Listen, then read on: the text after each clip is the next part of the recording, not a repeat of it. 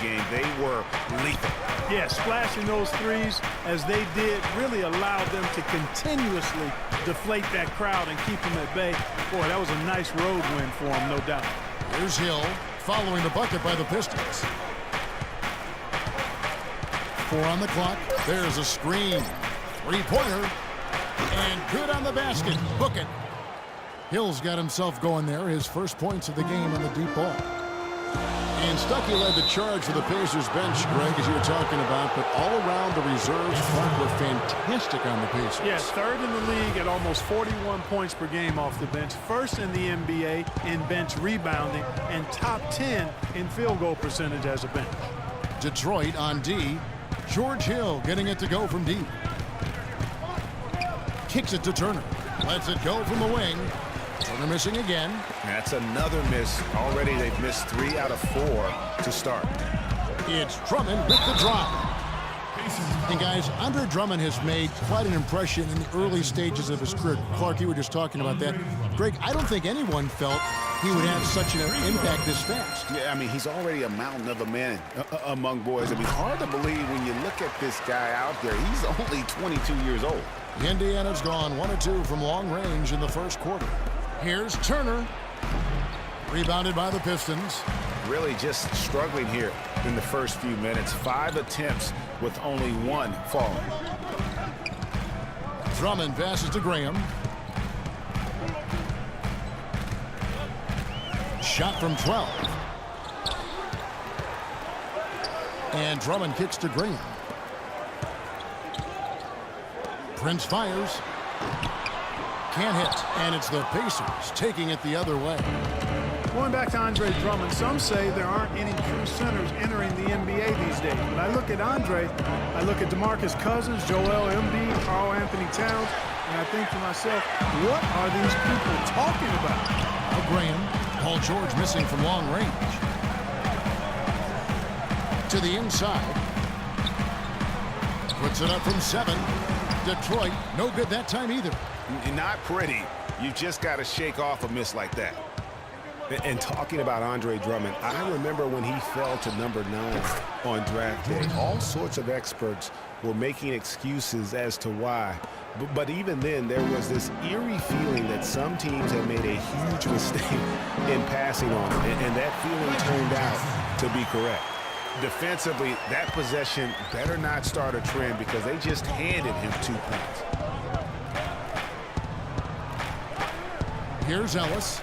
Against Miami, he was really on his game.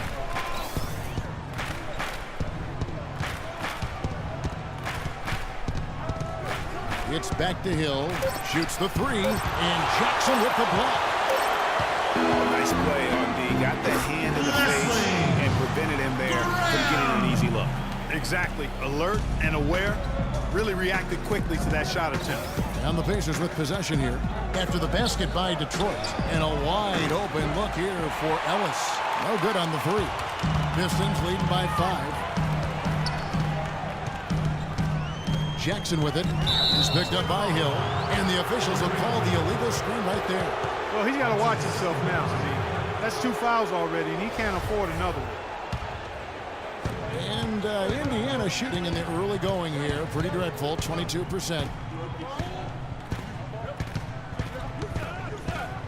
The pass to Ellis. Allen with the screen for George. To the middle. That's good from Allen on the assist by George. Allen's got his first 2 points.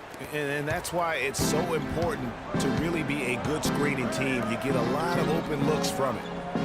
Prince dishes to Drummond. Kicks it out to Prince. Jackson passes to Graham. Clock at 6. Wallace with the screen on George. Here's Jackson. And Turner with the block. Let's pop over to our 2K leaderboard to see which power forwards and centers have had the most productive last month offensively. Number 1, Andre Drummond. He is so polished offensively in the low post. I mean, even when the defense collapses, he's got guys all around, and he finds a way to put the ball in the basket. And, you know, that's the thing. Operating in traffic is essential if you're going to be effective in the paint. And composure is essential as well. He doesn't get rattled easily, and that's why he's at the top of the list. Hill, no good. Well, that's an excellent challenge right there. Good job contesting that shot by the defender. Jackson with it. They've been leaning on him for a decent chunk of their offense. He's averaging over 15 points a game. Prince's shot is good. Prince has got his second bucket of the game to go. Well, I like the way he orchestrated in tight that time, fellas. Just trying to get a break in the action to clear some heads here. I mean, they've gone ice cold, and not a bad idea to give them a little quick breather. Yeah, they needed the timeout here. Anything to try to get them to forget about the missed shots and get themselves back on track. Now, here is George. And he also played a big role in their last game with Miami. Floats one. Good. And that's just a great individual play right through the teeth of the defense. Pistons leading by 5. Doris Burke has some information for us. Doris? Earlier I spoke with Frank Vogel. This is their second meeting of the year. The first one didn't work out too well. And his focus this time around is keeping them out of the lane and on the perimeter. They have drivers and finishers. He said he wants his guys to make them a jump shooting team. Guys, we'll see how it goes.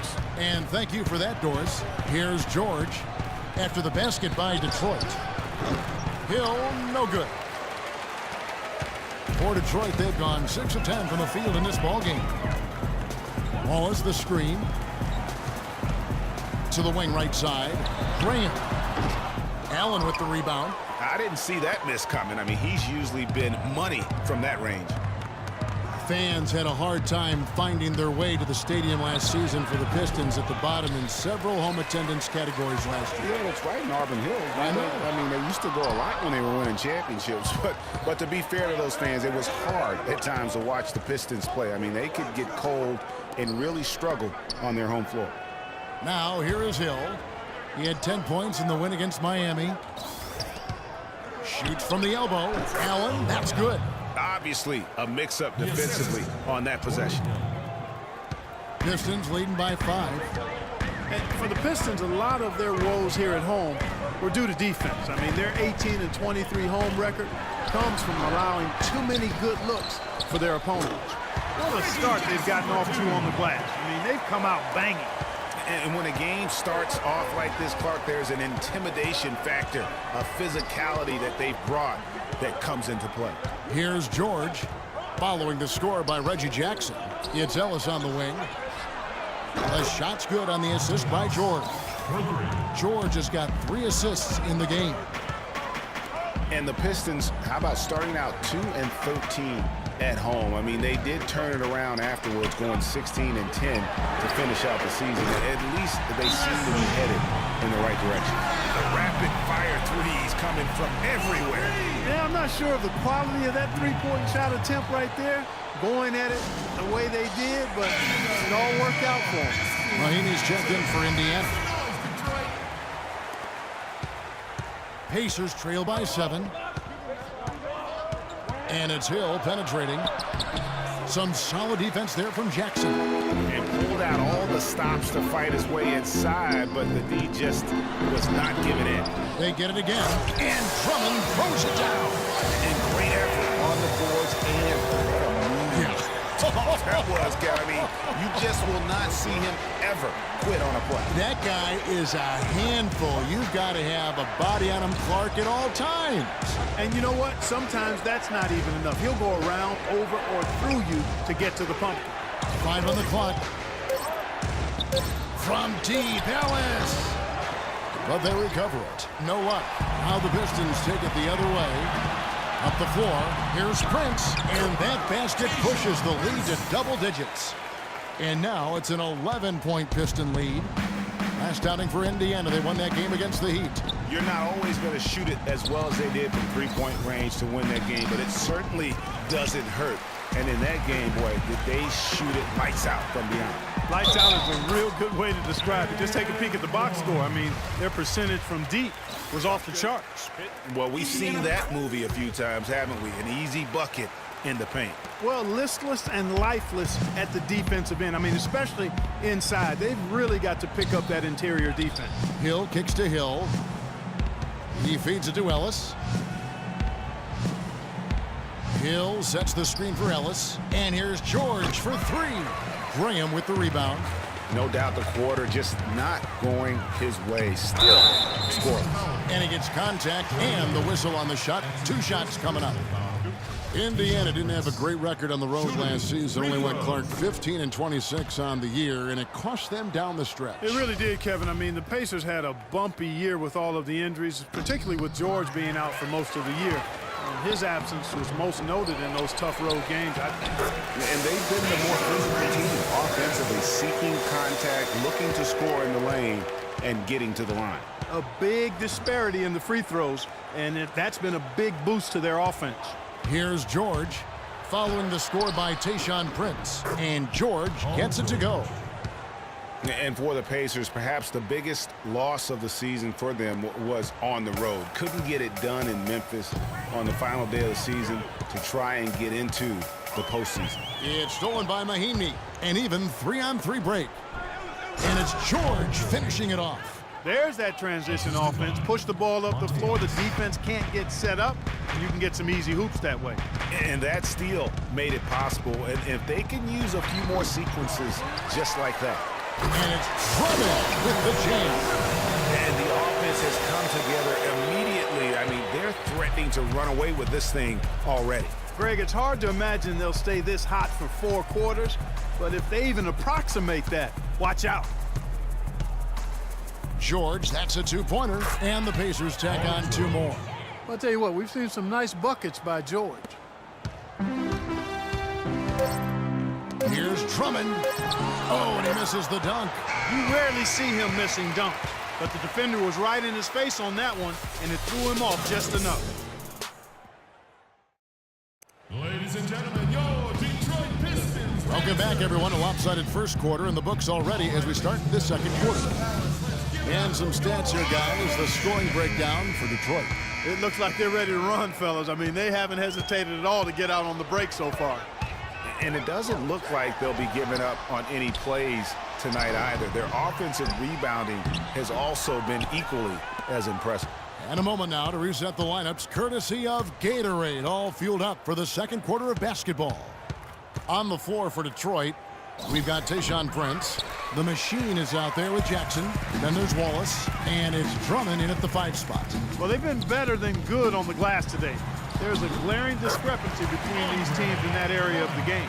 And it's been the difference. That's what's enabled them to build such a big lead, no doubt about it. Hill kicks to Hill. Some nice passing here by Indiana. George double teamed. He's looking for Mahinmi and finds him. Outside Hill. Just 5 on the clock. 11 feet away. Rebound, Detroit. They host the Clippers after this game. And that will be the middle game of this 3-game homestand. And it's Drummond with the jam. Wow, that's a really smooth finish. That's why we and they always love seeing him at the end of those breaks. He makes it look fun and easy. Hill kicks to Hill. No luck. Some solid defense there from Jackson. You know, he just hasn't looked right to me. A bit out of sorts, if you will. Something's off with his mechanics, at least as I look at it.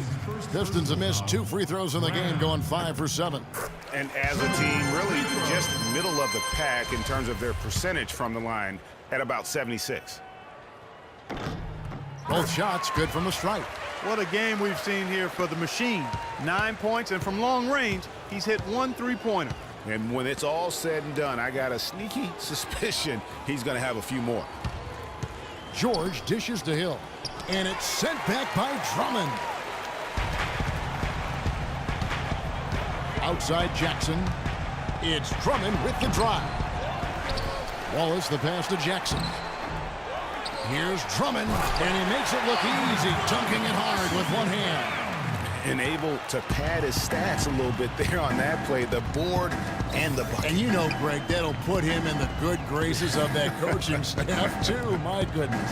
Kevin and Greg, hard work on the offensive glass always does that. I mean, his fans will remember the dunk, but the coaches love the rebound. They get it back. Really left alone that time. Mahimi's got his first basket.